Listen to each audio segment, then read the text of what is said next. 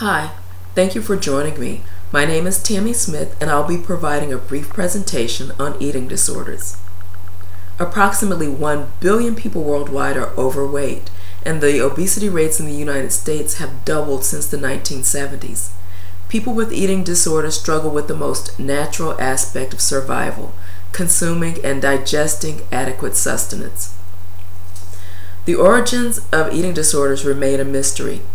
There is evidence that in 7th century China, Taoist priestesses engaged in extending fasting rituals. Western societies became aware of eating disorders between the 12th and 13th centuries.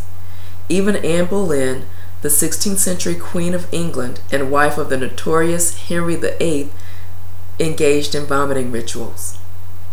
The late 1870s is when Anorexia Nervosa received formal recognition and was named.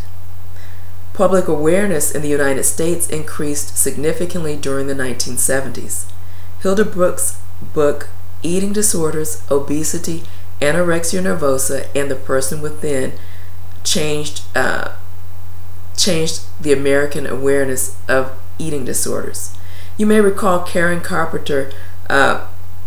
She passed during the 1980s, the early 80s. She was one of the first most visible cases of death from anorexia nervosa.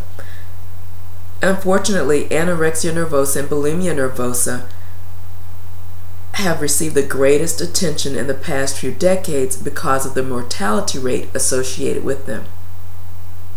The National Institutes for Mental Health indicates that anorexia nervosa victims perish at a rate of 18 times higher than people of their age and in the general public. Anorexia nervosa is characterized by extreme weight loss and physical emaciation. The onset is usually the teen years or early adulthood. Binge eating and purging is also an option in anorexia nervosa, and there is usually a severe restriction of calories, malnourishment, abuse of diuretics, laxatives, and enemas. These individuals are obsessed with food and suffer from low self-esteem and usually depression. Because of their issues, they usually suffer physical symptoms as well.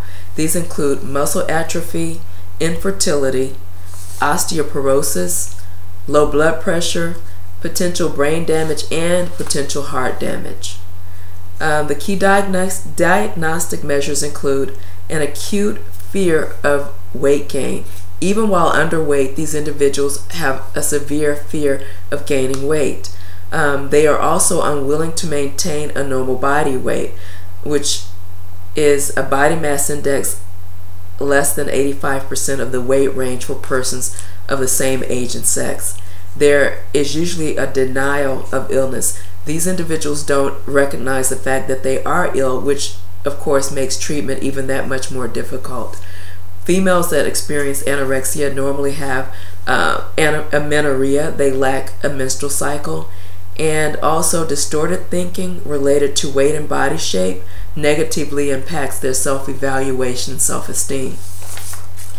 Those that suffer from bulimia nervosa can be differentiated from anorexia nervosa usually by a person's physical size. Usually these individuals are not underweight. They're a natural weight, a normal weight. Sometimes they do become underweight, and then they will oftentimes receive a diagnosis of anorexia nervosa. Bulimia nervosa behavior is characterized by chronic and uncontrolled cycles of binge eating and purging, and this is usually done secretively. There is also a non-purging bulimic aspect. These individuals eliminate the chances of weight gain through extreme exercise routines and fasting. Usually bulimics crave and binge on sweet, high-fat foods. A binge may last an hour, and during that episode they may consume 1 to 10,000 calories. During this time, they're not eating and tasting the food. It's more of an inhalation process. They also tend to empty their stomachs through induced regurgitation, And like anorexics, they overutilize and abuse enemas, diuretics, and laxatives. Unfortunately, binging promotes hunger, and that hunger that's promoted motivates more purging, so it becomes a vicious cycle. Unfortunately, people experiencing bulimia also may experience certain physical symptoms. They may include acid reflux or gastrointestinal issues, swollen glands, sore throat, tooth decay, because the acid that washes up from their stomach removes the enamel from the teeth, so they eventually do suffer tooth decay. They may also suffer hydration issues, kidney ailments, and even cardiac arrest when their electrolytes become unbalanced. According to the DSM-4-TR, the diagnostic measures include chronic patterns of binge eating. They employ habitual and unreasonable methods to prevent weight gain. The symptoms average at least twice a week for 3 months, and like anorexia, they are preoccupied with their weight and body shapes, and that negatively influences their self-esteem. While these diseases are different, they do share some similarities. They each share an unhealthy and destructive belief system about food. Food is not seen as nourishment or sustenance, but something to be controlled. The onset of the disease is usually early teens, early adulthood or adolescence. The triggers include stressful events and the end of a dieting period, and there is unfortunately an increased risk of suicide. I'd like to conclude with hope. Public awareness has been elevated. There are successful treatment programs available, and research is ongoing. So hopefully one day these eating disorders will be eradicated. Thank you for joining me. Be blessed.